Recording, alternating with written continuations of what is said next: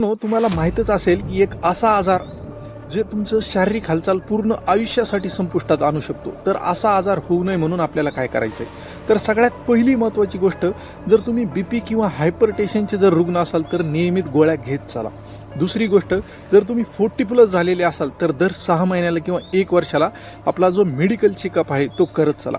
तिसरी गोष्ट जी महत्त्वाची आहे, त्यामध्ये स्ट्रेस किंवा अँझायटी ह्या ज्या गोष्टी आहेत ज्या आजच्या काळात खूप जास्त माणसाला सतावत आहेत, तर ह्या कमी करण्याचा प्रयत्न करा आणि सगळं काही ऑल इज वेल आहे असं म्हणत पुढं चला.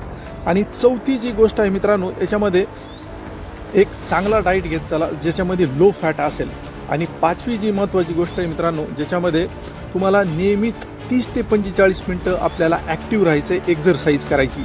ही एक खूप जास्त महत्त्वाची गोष्ट आहे. आणि सगळ्यात शेवटी मी एक सांगेल, जर तुम्हाला सिगरेट किंवा बाकी काही व्यसन वगैरे असेल, अल्कोहोल वगैरे, तर ते कमी करण्याचा प्रयत्न करा.